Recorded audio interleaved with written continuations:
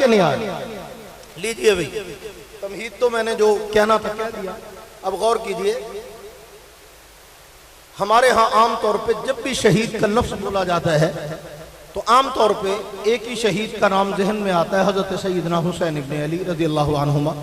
معروف ہے، مشہور ہے، اور یار لوگوں نے بہت ہی زیادہ مشہور کیا، اور اتنا ایسے انداز سے مشہور کیا جیسے باقی کی 61 سالہ زندگی میں اور کچھ ہے ہی نہیں سوائے شہادت کے. حالانکہ میرا دعویٰ ہے کہ سیدنا حسین ابن علی رضی اللہ عنہما کو شہادت تو ایک بار ملی ہے، سعادت تو ہر لمحہ ملی ہے. زندگی کا ہر لمحہ سعادتوں سے لبریز ہے، اور شہادت تو ایک بار ملی ہے. جو ایک بار ملی وہ تو بار بار بیان کرتا ہے، اور جو بار بار ملی وہ تو بتاتا ہی نہیں ہے. میں انکار نہیں کرتا، لیکن میں ایک بات آپ کو بتانا چاہتا ہوں. سیدنا حسین ابن علی رضی اللہ تعالیٰ عنہ اسلام کے شہید ہیں. کیا ہے؟ اسلام کے، کچھ بولو. شہداء اسلام کی جو فہرست آئے گی وہ حضرت حسین کے نام کے بغیر مکمل نہیں ہو سکتی. شہداء کربلا کے ناموں کے بغیر مکمل نہیں ہو سکتی. اس کے اندر نام حضرت کا بڑا جگمگاتا ہوا نظر آتا ہے. لیکن ایک بات ذرا ٹھنڈے دل سے سمجھنے کی کوشش کیجئے گا اور غور سے سنیے گا. انشاءاللہ اگر سمجھ میں آ گئی تو زندگی بھر کام آئے گی. سیدنا حسین رضی اللہ تعالیٰ نہ تو اسلام کے پہلے شہید ہیں اور نہ ہی اسلام کے آخری شہید ہیں. بات سمجھ رہے ہیں آپ میری؟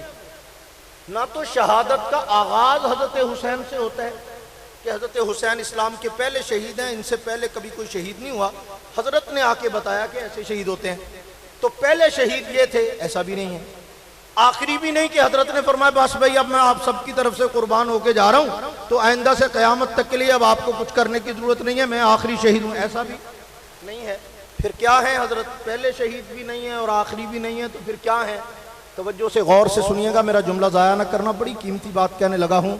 حضرت سیدنا حسین ابن علی رضی اللہ تعالی عنہما شہداء کی اس تاریخ اور شہداء کی فہرست کا سینٹرل پوائنٹ ہیں. ایسا مرکزی نقطہ ہے، ایسا حسین سنگم ہے کہ حسین نے اپنے سے پہلے والے شہیدوں سے کٹنا سیکھا ہے، بعد والوں کو قیامت تک کے لیے کٹنا سکھایا ہے. سادے لفظوں میں اور آسان کر کے بتا دیتا ہوں کہ اپنے سے پہلے والے شہیدوں کے مقتدی ہیں اور قیامت تک آنے والے شہیدوں کے مقتدا اور پیشوا ہیں. پہلوں سے سیکھا ہے کہ جان کیسے دی جاتی ہے اور قیامت تک آنے والوں کو سکھایا ہے کہ مصطفیٰ کے دین پہ جان قربان کیسے کی جاتی ہے. تو سیدنا حسین ابن علی کا اسوہ میرے لیے مشعل راہ بھی ہے، میرے لیے سنگ میل بھی ہے، میرے لیے معیار سعادت بھی ہے. اور تو جب بھی کربلا کو بیان کرتا ہے تو بطور مقتل کے بیان کرتا ہے. میں جب بھی کربلا کو دیکھتا ہوں بطور مکتب کے دیکھتا ہوں.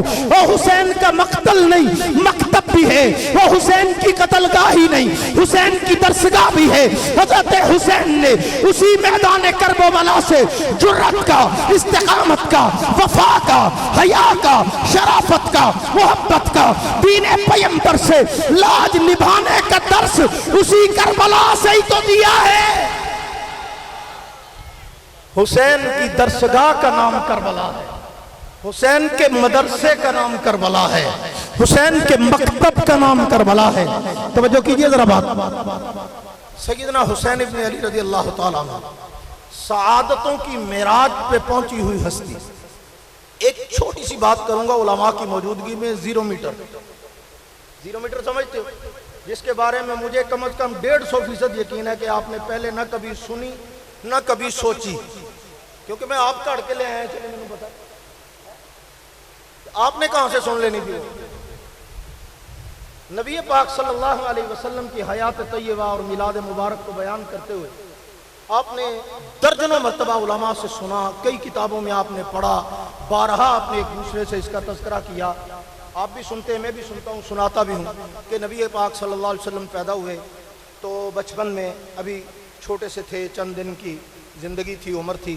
تو عرب کا رواج تھا، عرب کے لوگ دائیاں آیا کرتی تھیں، وہ بچے کو لے جاتی تھیں اور گاؤں میں لے جا کے اس کی پرورش کرتی تھیں، دیہات میں اس کو رکھا جاتا تھا، اچھے ماحول میں جناب اس کو کھلایا پلایا جاتا تھا، فلاں ہوتا تھا اور یوں ہوتا تھا۔ آپ نے بھی پڑھا ہوا ہے کہ میں کلے ہی پڑھے؟ آپ کو بھی پتہ ہے نا، بڑے ماشاءاللہ سمجھدار ہو، سیرت آپ کو زبانی یاد ہے، میلاد آپ کو زبانی آتا ہے۔ میں آپ سے ایک بات پوچھنے لگا ہوں، ذرا غور کر کے مجھے بتائیے گا۔ میں نے پہلے کہا 0 میٹر بات ہے کہ حضور پاک صلی اللہ علیہ وسلم پیدا ہوئے، عرب کا رواج تھا، دائیاں آتی تھیں بچہ لے جاتی تھیں۔ حضرت حسین پیدا ہوئے تو کون سی دائی آئی تھی جو حسین کو لے گئی تھی آگے؟ دائی کا نام آتا ہے کسی کو؟ چلو اس گاؤں کا نام بتا دو۔ حضور علیہ السلام کو تو لے کے گئی تھی نا دائی حلیمہ قبیلہ بنو سعد میں، تو چلو آپ قبیلے کا نام بتا دو، بستی کا نام بتا دو، جگہ کا نام بتا دو کہ حضرت حسین کو وہاں لے گئے تھے، پھر حضرت کی اتنے سال پرورش وہاں پہ ہوئی، فلاں دائی نے دودھ پلایا، فلاں نے جا کے وہاں رکھا، بچے لے جائے تھے اور جا کے گاؤں میں پرورش کی جاتی تھی۔ لیکن حسین پیدا ہوئے، میں کہا دائی کوئی نہیں آئی، حسین پیدا ہوئے پرورش کے لیے کسی کو نہیں دیا۔ یا اللہ یہ ہو کیا رہا ہے؟ فرمایا مصطفیٰ کے ہوتے ہوئے پرورش کے لیے کسی اور کے حوالے کر دوں۔ اونچی آواز سے ذرا، مصطفیٰ کے ہوتے ہوئے حسین کو پرورش کے لیے کسی اور کے حوالے کر دوں۔ مصطفیٰ کے ہوتے ہوئے نہ پرورش کے لیے کسی علاقے کی ضرورت، نہ قبیلے کی ضرورت، نہ دائی کی ضرورت، نہ کسی پرورش کے لیے اتالیق کی ضرورت، نہ معلم کی ضرورت۔ میں نے کہا یا اللہ پھر کیا ہوگا؟ فرمایا میں بھیج رہا ہوں نا اسے مصطفیٰ کی محفل میں۔ اب بھیجا کیسے بتاؤں آپ کو؟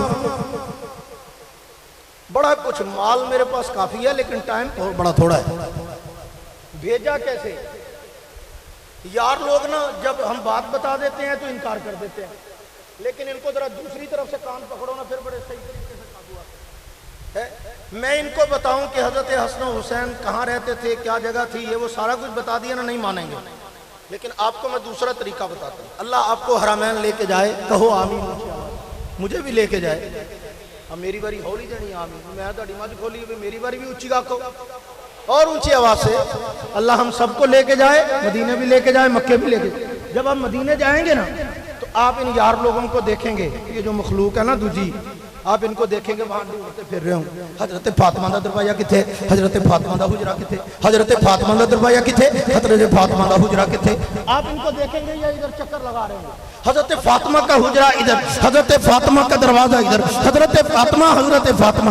بندہ پوچھے بی بی عائشہ کے حجرے کے ساتھ حضرت فاطمہ کے حجرے کا کیا کام ہے؟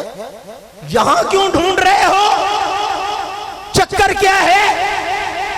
سیدہ زہرا کا گھر وہاں ڈھونڈو نا جہاں حضرت علی کا گھر، سیدہ زہرا کا دروازہ وہاں ڈھونڈو نا جہاں حضرت علی المرتضیٰ کا مکان۔ لیکن حجرہ عائشہ کے دائیں بائیں تلاش کر رہے ہوتے ہیں بی بی کا دروازہ کدھر ہے۔ اب میں سناتا ہوں آپ کو کہانی کیا ہے، حقیقت کیا ہے۔ مفسرین نے لکھا ہے، فرمایا کہ بچپن میں حضرت سیدنا حسنین کریمین، حضرت حسن بھی حضرت حسین، ان کو لایا جاتا حضور کے ہاں۔ سیدہ آ کے حضور کے گھر رہتی 2 دن 4 دن، جیسے نانکے رہتے ہیں لوگ، بیٹیاں آ کے رہتی ہیں اپنے نانکوں کے ہاں۔ جب جانے لگتی تو حضور ہاتھ پکڑ کے حسنین کو روک لیتے کہ انہوں اتھے چھڑ جائے، ان کو یہیں رہنے دیں۔ اب حضور کو کوئی انکار کر سکتا ہے؟ انکار نہیں کر سکتا، چھوڑ گئی۔ سیدہ خود فرماتی ہیں ہم اگر ان بچوں کو ساتھ لے آتے تو حضور کا دل نہیں لگتا تھا، ساتھ نہیں لے کے آتے تھے تو ہمارا دل نہیں لگتا۔ ہم میاں بیوی حضرت علی اور حضرت فاطمہ اداس ہو جاتے بچوں کے بغیر۔ ہم عجیب پریشانی میں مبتلا ہے کہ حضور کو انکار نہیں کر سکتے، کریں کیا؟ مجھے پریشان دیکھ کر سیدنا علی المرتضیٰ رضی اللہ تعالیٰ عنہ نے مشورہ دیا، فرمایا فاطمہ ایسے کر، میرے ذہن میں ایک ترکیب آئی ہے، ایک تجویز آئی ہے، لیکن میں کچھ کہہ نہیں سکتا، اس میں تم بات کر سکتی ہو۔ سیدہ نے کہا کہ بتائیے۔ انہوں نے کہا بات یہ ہے کہ جو حجرہ ابو بکر نے اپنی بیٹی عائشہ کے لیے بنوا کے دیا نا، اس کے 2 کمرے ہیں، اس کے 2 کمرے ہیں۔ اور تجھے تو پتہ ہی ہے الفقر فخری کے تاجدار کا کتنا سامان ہے، رسول اللہ کا کتنا سامان ہے، ہماری طرح تھوڑا ہے، یہ بیڈ ہے جی، صوفہ ہے جی، یہ ہے جی، وہ ہے جی، ایسے ہے۔ وہاں تو ایک بوریا ہے، ایک چٹائی ہے، ایک تکیہ ہے، ایک چھاگل ہے، ایک مشکیزہ ہے، کوئی لمبا چوڑا سسٹم ہی نہیں ہے۔ تو حضرت علی المرتضیٰ نے فرمایا کہ فاطمہ سامان تو لمبا چوڑا ہے ہی کوئی نہیں، نال والا کمرہ ویلا ہی پہ ہے، نال والا کمرہ ویلا ہی پہ ہے۔ پھر فرمایا میں کہتا ہوا اچھا نہیں لگتا، تو جا کے نا اس دفعہ حضور سے کہنا کہ نال والا کمرہ کرائے پہ نہیں مل سکتا۔ کہ سبحان اللہ اونچی آواز، ساتھ والا کمرہ کرائے پہ نہیں مل سکتا۔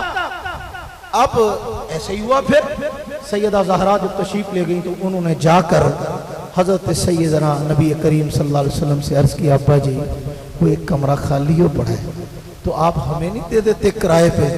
تو حضور نے مسکرا کے فرمایا کہ فاطمہ وہ تیری ماں عائشہ کا ہے، مالک وہ ہے، اس کے باپ نے اس کو بنا کے دیا ہے، اس سے کر لے بات، مجھے کیا ہے، تیاں تے ماما دی اپنی گل ہوندی، کوئی گل نہیں ہے، بلکہ آپس میں بات کر لو، کیا حرج ہے؟ تو سیدہ نے فرمایا تو اس میں کون سی بات ہے، اگر ہوتی لڑائی، اگر ہوتی دشمنی تو بات کرتے، پیار تھا۔ تو سیدہ فاطمہ الزہرا نے کہا اگر یہ بات ہے تو میں کرنے میں پوچھ لیتی ہوں۔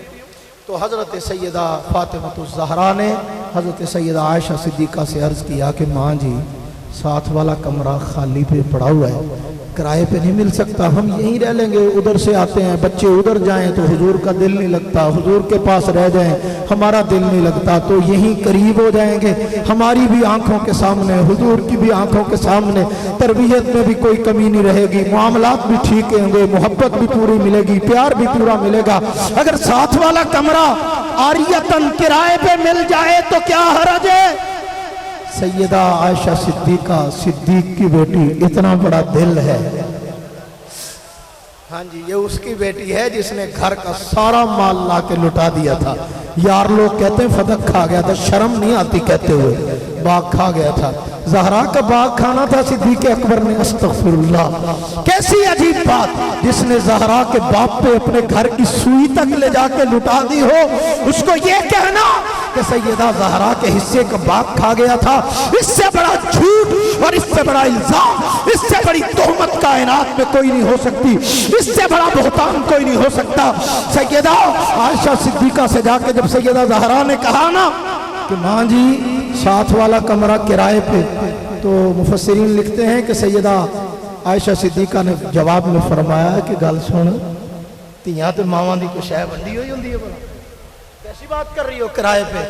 ایک لفظ کہا، فقہا جانتے ہیں اس اصطلاح کا کیا مطلب ہے۔